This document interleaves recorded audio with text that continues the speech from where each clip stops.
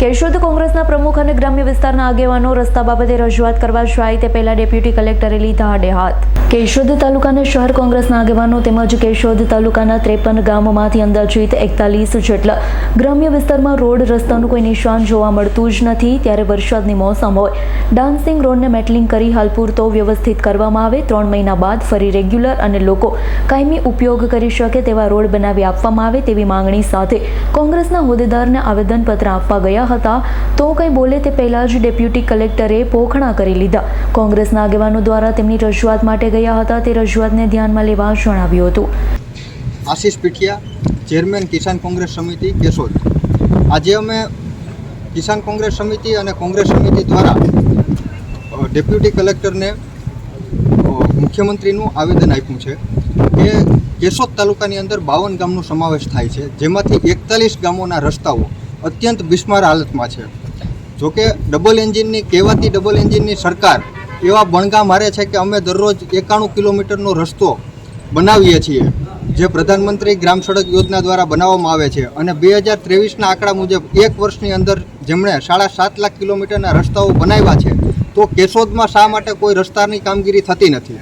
ઉપરથી કેશોદના ધારાસભ્ય દેવાભાઈ માલમ, જે ભાજપના ઉમેદવાર છે, ભાજપ તરફથી ધારાસભ્ય છે, તો એ દર 20 દિવસે 15 દિવસે પોતાના સોશિયલ મીડિયા એકાઉન્ટ મારફતે જનતાને ગુમરાહ કરવાનું કામ કરી રહ્યા છે અને રસ્તાઓની માળખાકીય મંજૂરીના પત્રો પોતાના સોશિયલ મીડિયા ઉપર જાહેર કરે છે, પણ જમીન ઉપર કાંઈ કામ થતું નથી.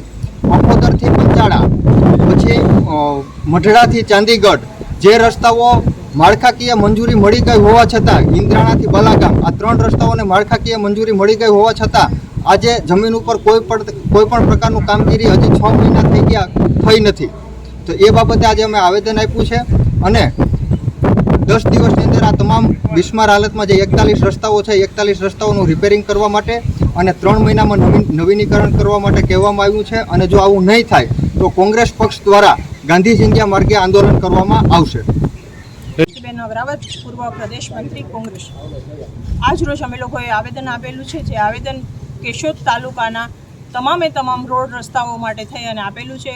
આમ જોવા જઈએ તો એક વખત તમને લોકોને યાદ પણ હશે કે ભાઈ ભૂખ અને ભ્રષ્ટાચારની આ સરકારે લોકો માટે થઈ અને જીવવું ખૂબ જ મુશ્કેલ કરી દીધેલું છે. એટલા માટે થઈ અને અમારે ફરજિયાત આજે રોડ ઉપર નીકળવું પડ્યું છે અને આવેદન આપવામાં આવેલું છે.